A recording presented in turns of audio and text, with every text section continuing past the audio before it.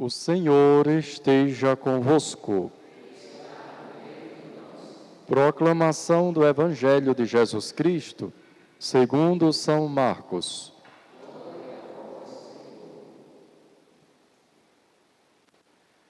Naquele tempo, Tiago e João, filhos de Zebedeu, foram a Jesus e lhe disseram: Mestre, queremos que faças por nós o que vamos pedir.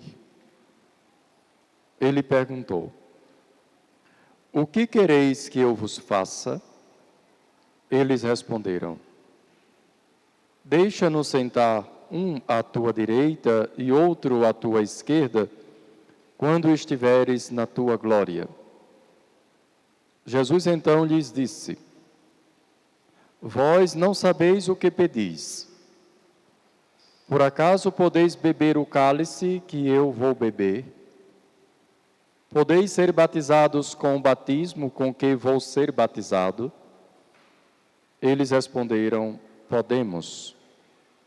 E ele lhes disse: Vós bebereis o cálice que eu devo beber, e sereis batizados com o batismo com que eu devo ser batizado.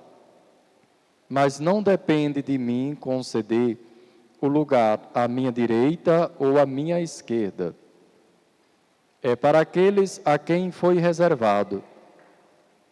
Quando os outros 10 discípulos ouviram isso, indignaram-se com Tiago e João. Jesus os chamou e disse: Vós sabeis que os chefes das nações as oprimem, e os grandes as tiranizam. Mas entre vós não deve ser assim. Quem quiser ser grande, seja o vosso servo, e quem quiser ser o primeiro, seja o escravo de todos. Porque o Filho do Homem não veio para ser servido, mas para servir e dar a sua vida como resgate para muitos. Palavra da salvação.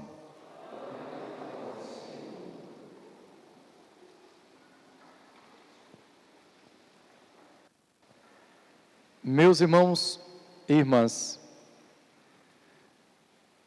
ao longo do ano litúrgico, nós podemos entender que fazemos um caminho com Jesus.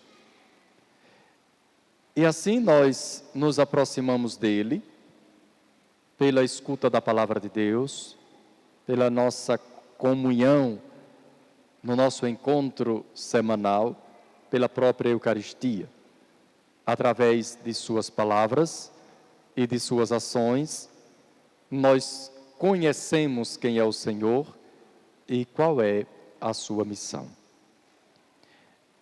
Neste sentido, podemos dizer que fazemos aquela mesma experiência que fizeram os discípulos que caminharam com o Senhor, que foram chamados por Ele para participarem, até depois como colaboradores de sua própria missão. Mas como os discípulos, nós também fazemos a experiência de, embora caminhando com o Senhor, temos dificuldade de compreender o que Ele ensina através de palavras e gestos. E a palavra de Deus hoje quer nos fazer refletir sobre isso.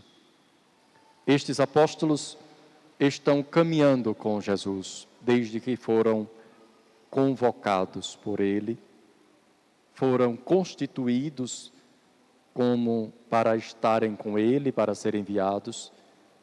Marcos mesmo escreve que Deus os chamou, Jesus os chamou e os fez 12, para estarem com Ele, para serem enviados. Hoje esses 12 estão presentes aqui neste Evangelho. À medida que nosso Senhor foi caminhando, Ele foi introduzindo estes apóstolos na sua própria missão.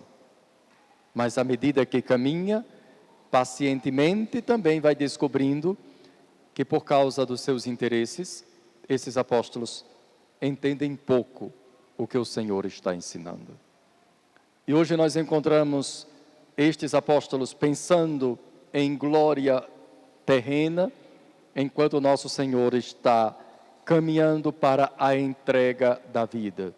Não como veio para ser servido, mas como veio para servir e entregar a sua vida.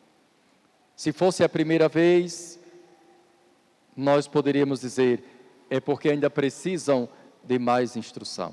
Mas não é a primeira vez. Nosso Senhor já havia anunciado a sua paixão, já havia advertido, como nós lembramos, colocando uma criança no meio deles. Já havia dito que é preciso ser pequeno para poder ser grande no reino dos céus.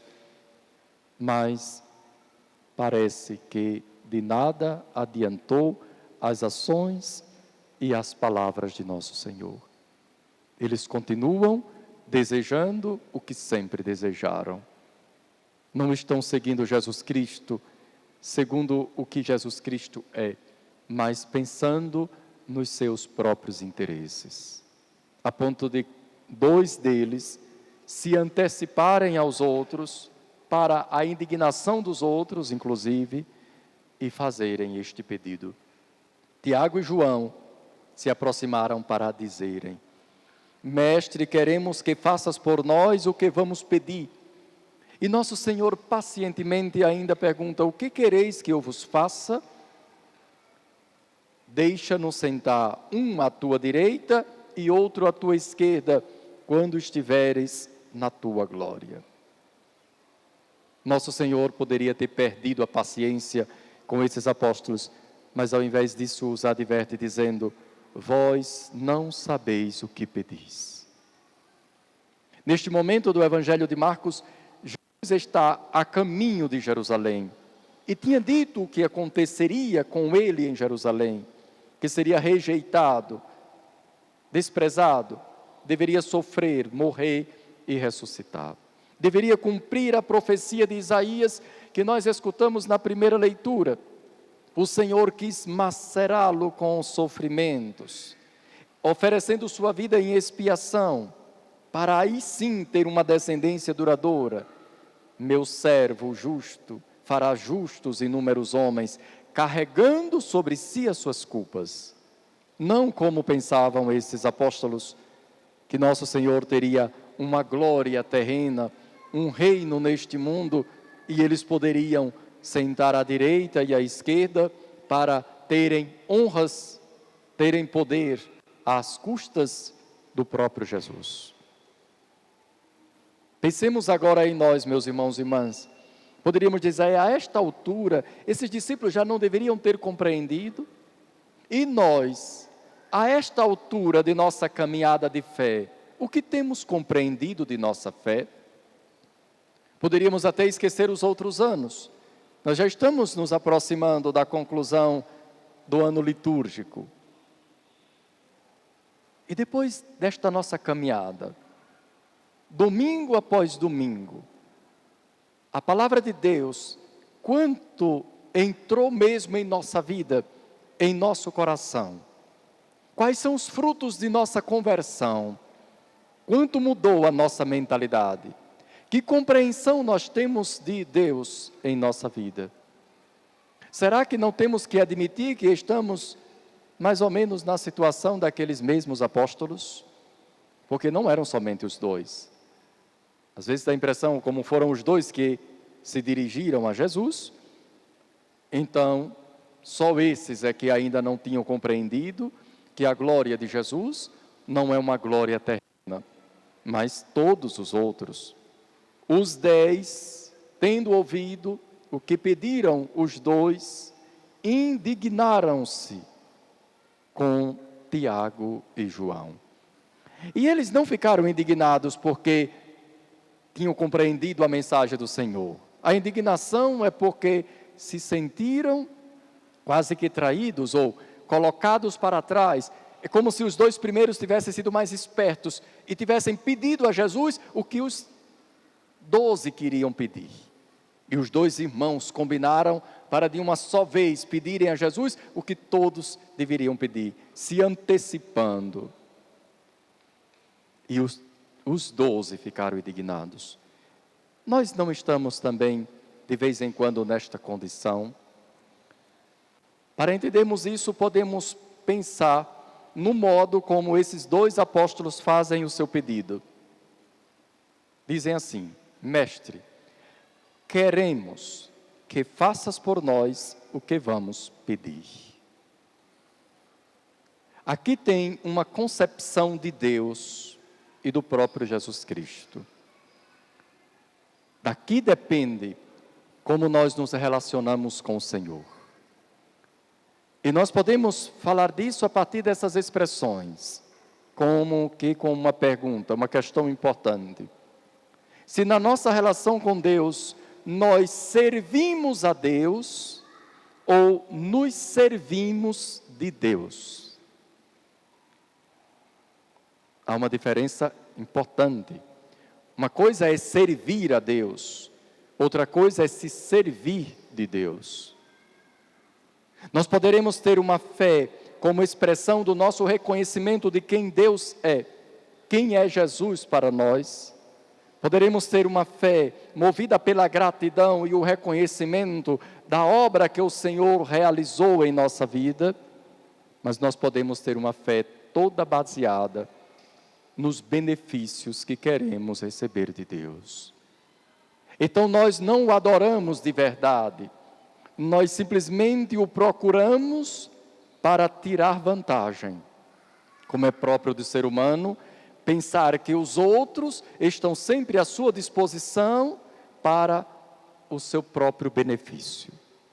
A nossa relação com Deus é essa troca de benefícios? Será que nossa adoração, nosso louvor, nossa oração estão todos como que dentro dessa dinâmica de que nós fazemos algumas coisas para Deus, para que Ele possa nos dar o que precisamos e o que queremos? Nós não servimos a Deus, se fosse assim, mas nós nos servimos de Deus. Talvez nunca iríamos expressar isso abertamente, talvez nem como os apóstolos, mas às vezes nós fazemos isso, por exemplo, através de algumas queixas, mesmo que sejam aquelas mais íntimas. Interiormente, nós podemos nos queixar de Deus, quase cobrando dele as coisas boas que nós fizemos, tanto que rezamos, de tantas missas participamos, tanto bem que fizemos, pedimos ao Senhor e o Senhor não nos atendeu. Então, se nós chegamos a essa conclusão, é porque nós não procuramos o Senhor pelo que Ele é, mas pelo que Ele poderia nos dar. E nós estaríamos invertendo o ensinamento do Senhor sobre a oração, como fizeram os 2 apóstolos. De fato, prestemos atenção no que eles dizem. Queremos que faças por nós o que vamos pedir. Mas não foi assim que Jesus ensinou a rezar. E nem foi assim que Jesus rezou. A nossa súplica a Deus, ela precisa seguir a oração que o Senhor ensinou e o modo como o Senhor orou.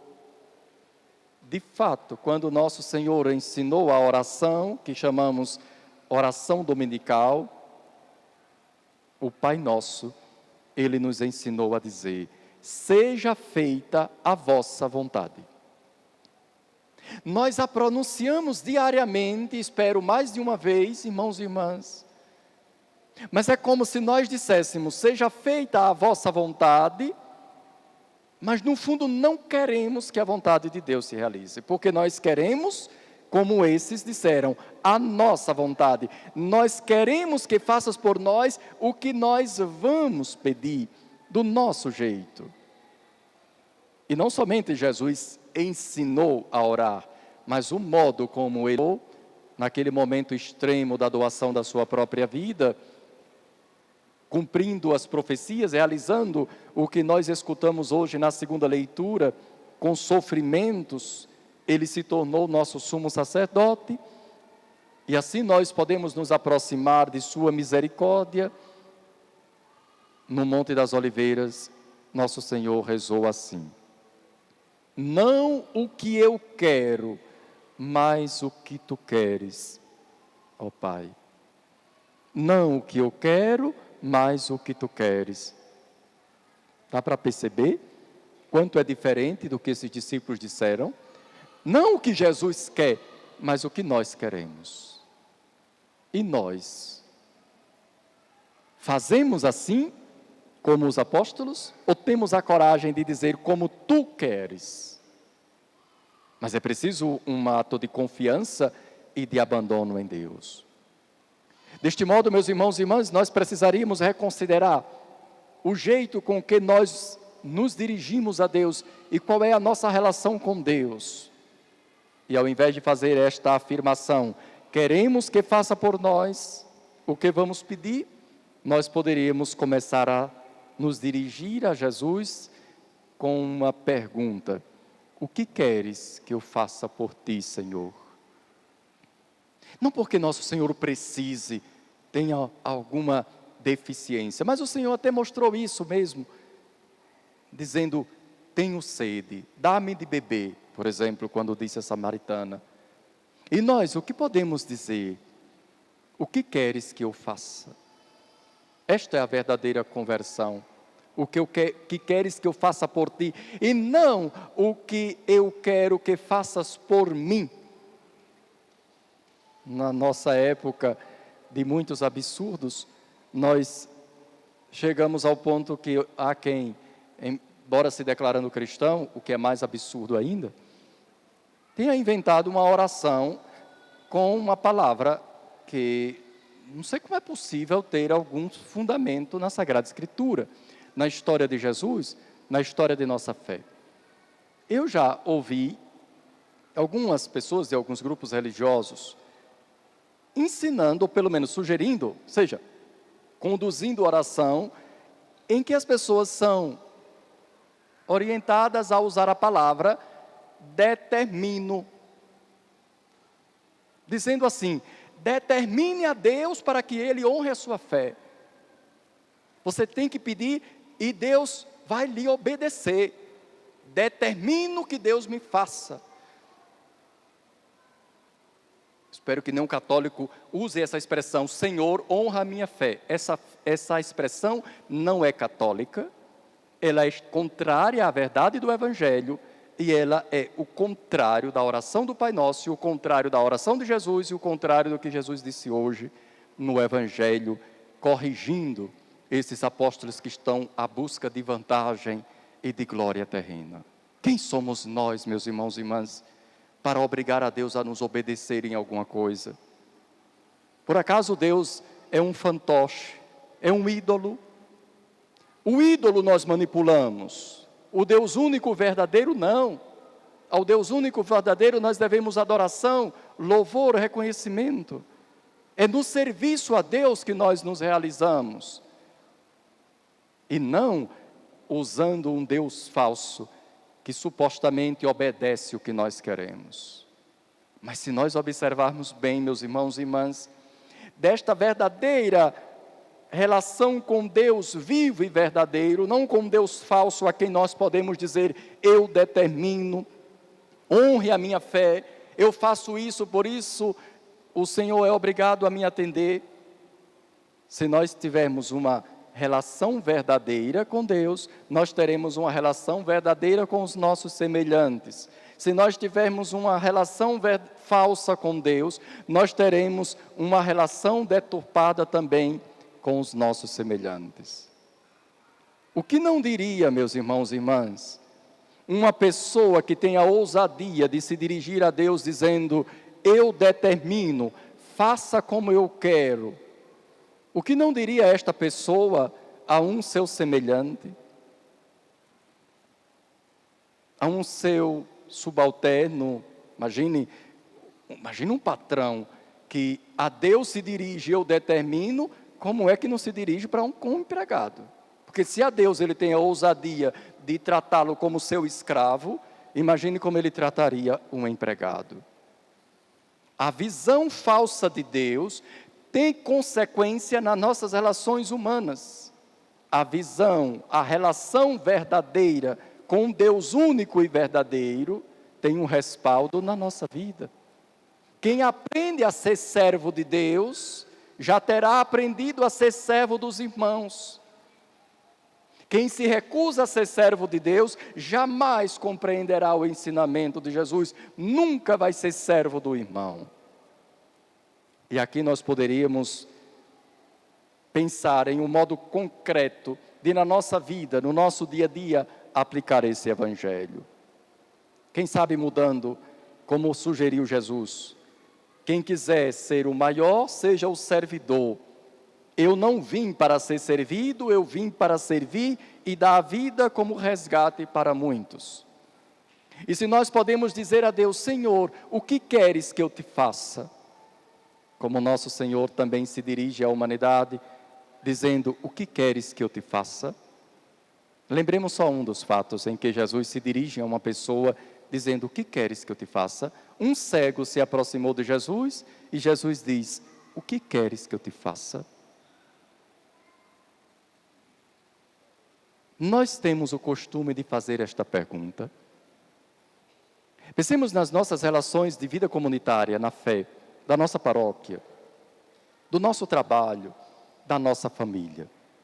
E pensemos também se não é verdade que muitos dos conflitos que existem entre nós, eles vêm por causa desta competição de pensar que os outros estão a nosso serviço.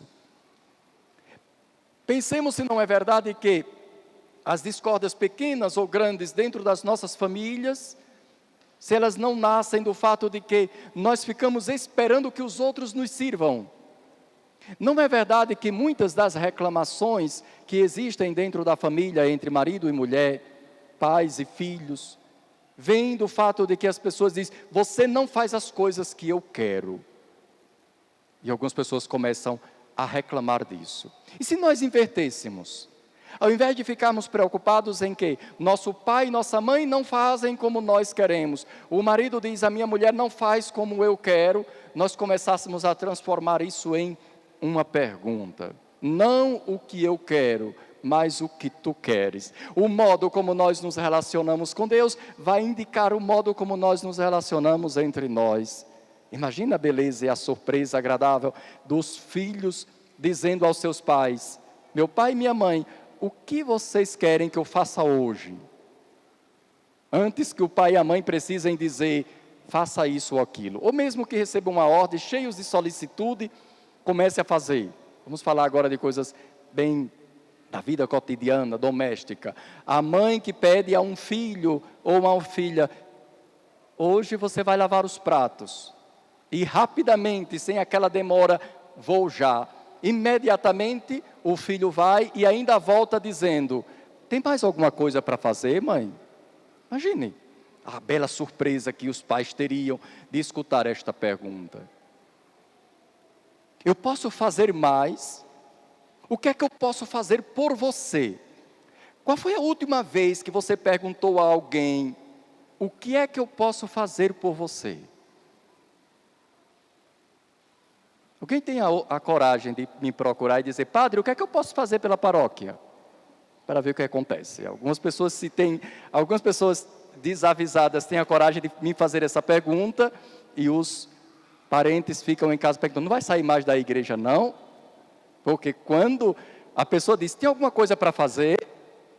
Então, você costuma perguntar às pessoas da sua convivência: o que é que eu posso fazer por você? Pensemos a maravilha que aconteceria nas nossas famílias se a mulher dissesse: olha, a torneira quebrou.